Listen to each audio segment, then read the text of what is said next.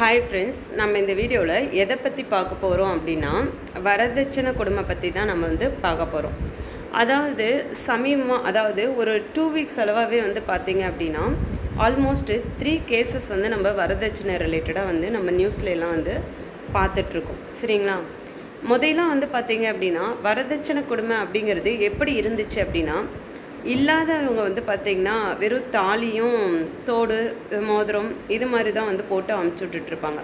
அப்போ ஆண்கள் வீட்டில் என்ன பண்ணுவாங்க அப்படின்னா, உங்கள் அப்பா வீட்டிலேருந்து என்ன போட்டு வந்த, எவ்வளோ நீ போட்டு வந்த அப்படின்னு சொல்லிட்டு ஒரு மென்டல் டார்ச்சர் கொடுக்கறது தான் வரதட்சணை கொடுமையாகவே பார்த்திங்க அப்படின்னா மாறிச்சு. இந்த மாதிரி கல்யாணம் பண்ணிட்டு போயிட்டு ஒரு 3 months இல்லை 1 year கழிச்சு பார்த்திங்கன்னா இந்த மாதிரி டார்ச்சர்ஸ் இருந்ததுனால வரதட்சணை கொடுமை அப்படின்னு சொல்லிட்டு கொண்டு வந்தாங்க. அதுக்கு தடை சட்டமும் பார்த்திங்க அப்படின்னா கொண்டு வந்தாங்க.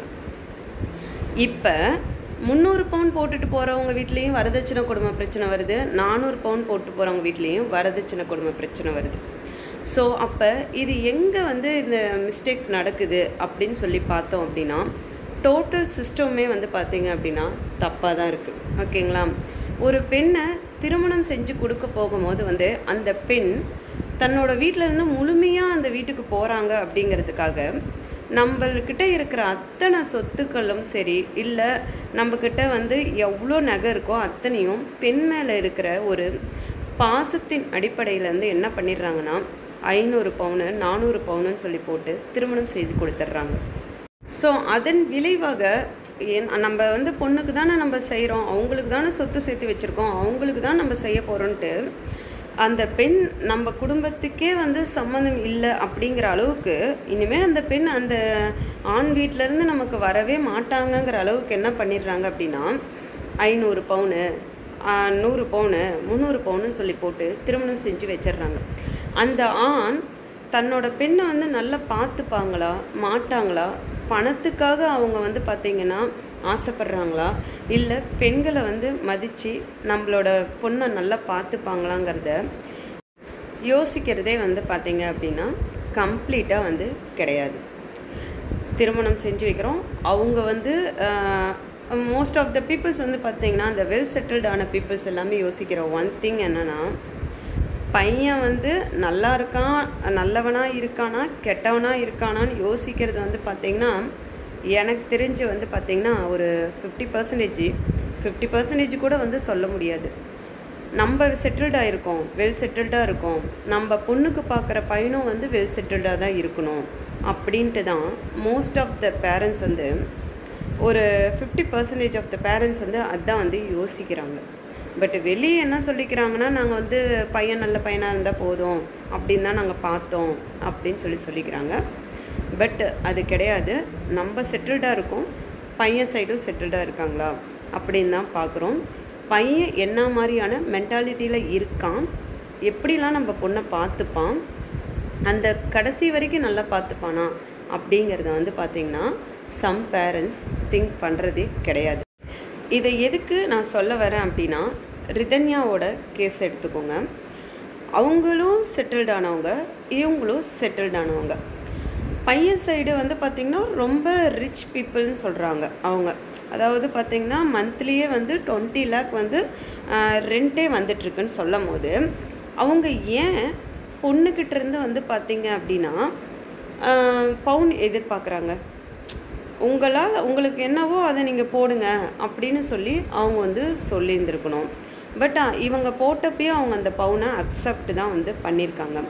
ஸோ அந்த இடத்துலையே அவங்க டிமாண்ட் ஃபுல்லாகவே மணி மைண்டடில் தான் இருக்காங்க. இதுக்காக பார்த்திங்க அப்படின்னா, நாங்கள் பெற்ற பிள்ளைகளுக்கு நாங்கள் சொத்து சேர்த்து வைக்கிறோம், அதை நாங்கள் செய்யக்கூடாதா அப்படிங்கிற கேள்வி பார்த்திங்கன்னா அடுத்தது வரலாம். ஒரு ஆணுக்கு திருமணம் செய்து வைத்ததுக்கு பிறகு அவர்களோட நடவடிக்கையை நம்ம பெண்களை எப்படி பார்த்துக்கிறாங்க அப்படிங்கிறத ஒரு 10 or 20 years ஆச்சும் பார்த்திங்க அப்படின்னா பேரண்ட்ஸ் நல்லா வாட்ச் பண்ணும். அதுக்கப்புறம் நம்ம பெண்களுக்கு செய்ய வேண்டியதை நம்ம செய்யலாம், தப்பு கிடையாது. திருமணம் செய்து கொடுக்கும் போதே அந்த பெண் நம்ம வீட்டுக்கும் அந்த பெண்ணுக்கும் சம்பந்தமே இல்லை அப்படிங்கிற மாதிரி நம்ம சேர்த்து வச்சுருக்க மொத்த சொத்தையும் அப்போவே கொடுக்கணும் அப்படிங்கிறது வந்து பார்த்திங்கன்னா கட்டாயம் கிடையாது. ஸோ தன்னுடைய பெண்ணை திருமணம் செய்து கொடுக்க போது நாம் யோசிக்க வேண்டிய முதல் யோசனை, அந்த ஆண்மகன் தன்னுடைய பெண்ணை வந்து பார்த்திங்க அப்படின்னா நல்லா பார்த்துப்பாங்களா, அவங்களால தன்னோட பெண்ணை பார்த்துக்கக்கூடிய அளவுக்கு கெப்பாசிட்டி இருக்கா அப்படிங்கிறத தான் வந்து நம்ம பார்க்கணுமா ஒழிஞ்சு நம்மளோட கெப்பாசிட்டி எவ்வளோ இருக்குங்கிறத அவங்களுக்கு நம்ம நிரூபிக்கக்கூடாது. அதற்கான காலகட்டங்கள் வரும்போது தன்னோட பெண்ணுக்கு என்ன செய்யணுமோ அதை செய்யலாம். வரதட்சணை கொடுமை அப்படிங்கிறதுல நம்ம ஆண்கள் வீட்டில் மட்டும் வந்து பார்த்திங்க அப்படின்னா நம்ம ஒரு பக்கமாக குற்றம் சொல்லக்கூடாது. அந்த வரதட்சணை கொடுமை ஏற்படுறதுக்கான காரணத்தை ஏற்படுத்தி கொடுக்கறது வந்து பார்த்திங்க அப்படின்னா ஒரு வகையில் பெண்கள் வீட்டாரும் தான். அளவுக்கு அதிகமாக வரதட்சணையை கொடுத்து மேலும் அவங்களுக்கு ஆசைகளை வந்து தூண்டி அது பிரச்சனையாக மாறுறதுக்கு ஒரு வித காரணமாக அமைஞ்சிருது.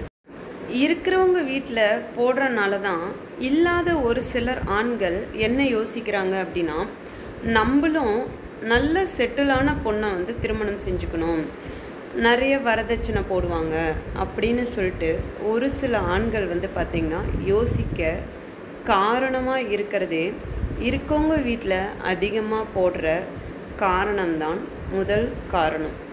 அதனால இருக்கவங்களும் சரி இல்லாதவங்களும் சரி பவுன் போட்டு திருமணம் செய்வதை முதலில் தடை செய்ய வேண்டும். திருமணம் அப்படிங்கிறது வந்து ஒரு ஆண் பெண் பந்தம் அப்படின்னு சொல்லுவாங்க. ஸோ அதை நோக்கி மட்டும்தான் இருக்கணுமா ஒழிஞ்சி நகை பணம் இதெல்லாம் நோக்கி அந்த திருமணம் இருக்கக்கூடாது. அது பெற்றோர்களுக்கும் வந்து பொருந்தும், திருமணம் செய்து கொள்ளக்கூடிய ஆண் பெண்ணுக்கும் வந்து பார்த்திங்க அப்படின்னா பொருந்தும். திருமணத்திற்கு நகையோ பணமோ முக்கிய காரணமாக இருக்கக்கூடாது. ஸோ வரதட்சணை கேட்பதும் தவறு, வரதட்சணை கொடுப்பதும் தவறு. வரதட்சணை அளவுக்கு அதிகமாக ஒரு சில இடங்களில் கொடுப்பதால் தான் ஒரு சில இடங்களில் வரதட்சணை கேட்டு அவர்களை சித்திரவதைக்கு உள்ளாக்குகிறார்கள். ஸோ வரதட்சணை கொடுப்பதும் தவறு, வரதட்சணை கேட்பதும் தவறு. இந்த தவறுகளை நாம் சரி செய்து கொண்டால் மட்டும்தான் சட்டமே வந்தாலும் இந்த வரதட்சணை பிரச்சனை ஒழியும். அது வரைக்கும் இந்த வரதட்சணை கொடுமை நடந்து கொண்டே தான் இருக்கும். இருக்கவர்களும் சரி இல்லாதவர்களும் சரி அளவுக்கு அதிகமாக வரதட்சணை கொடுப்பதும் தவறு, வரதட்சணை கேட்பதும் தவறு. ஒரு பெண்ணை திருமணம் செய்து கொடுக்கும்போது அந்த ஆண் நல்ல கல்வி தகுதி உடையவனா, நல்ல வேலை தகுதி உடையவனா, நல்ல குடும்பத்தை சேர்ந்தவனா, தன்னுடைய பெண்ணை நம்மள மாதிரியே நல்லா வச்சுக்கொள்வானா அப்படிங்கிறத தான் நம்ம முதல்ல யோசிக்கணும். ஆண்மகன் வீட்டில் இருந்தும் வரதட்சணை எதிர்பார்க்கக்கூடாது, பெண்கள் வீட்டிலிருந்தும் ஆண்கள் வீட்டில் வரதட்சணை எதிர்பார்க்கக்கூடாது. இது இரண்டுமே தவறான செயல். என்னை பொறுத்த வரைக்கும் ஒரு 2 ரூல்ஸ் வந்து பார்த்திங்க அப்படின்னா சட்டத்தில் கொண்டுட்டு வந்தாங்க அப்படின்னாவே இந்த வரதட்சணை பிரச்சனை அப்படிங்கிறது வந்து பார்த்திங்கன்னா கம்ப்ளீட்டாகவே இல்லாமல் போயிடும். ஓகேங்களா? இருக்கவங்களும் சரி இல்லாதவங்களும் சரி பெண்களுக்கு திருமணம் செய்து கொடுக்கும் போது வந்து பார்த்திங்க அப்படின்னா நகை போட்டு கல்யாணம் பண்ணி கொடுக்கறத வந்து தடை பண்ணணும். அதாவது சட்டத்திலேயே இதை வந்து கொண்டுட்டு வரணும்.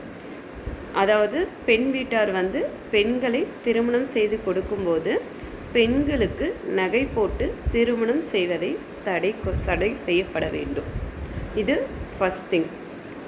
செகண்ட் வந்து பார்த்திங்க அப்படின்னா ரொம்ப ரிச்சாக இருக்கிறவங்க வந்து பார்த்திங்க அப்படின்னா மிடில் கிளாஸ் பீப்புளை தான் வந்து பார்த்திங்கன்னா திருமணம் செய்யணும் அப்படின்னு சொல்லிட்டு சட்டத்தில் ஒரு ரூல்ஸ் கொண்டு வரணும்.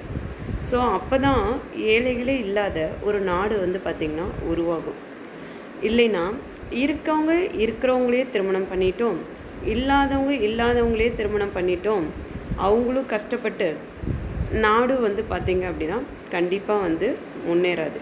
ஏழைகளே இல்லாத ஒரு நாட்டை கொண்டு வரணும் அப்படின்னா இருக்கவங்க இல்லாதவங்களை திருமணம் செய்துக்கணும், இல்லாதவங்க இருக்கவங்களை திருமணம் செய்துக்கணும். இப்படி கொண்டுட்டு வந்தால் வரதட்சணை பிரச்சனையும் இருக்காது, நாட்டில் வந்து யாருக்கும் எந்த ஒரு கஷ்டமும் பணத்தட்டுப்பாடும் இருக்காது. நான் சொல்கிறது கரெக்டாக இருந்தால் நீங்கள் கமெண்டில் சொல்லுங்கள். இது என்னுடைய தனிப்பட்ட கருத்து மட்டுமே. இது ஏதாவது பிழை இருந்தாலோ தவறு இருந்தாலோ என்னோட கமெண்டில் சொல்லுங்கள். நான் தவறுக்காக மன்னிப்பு கேட்டுக்கொள்கிறேன்.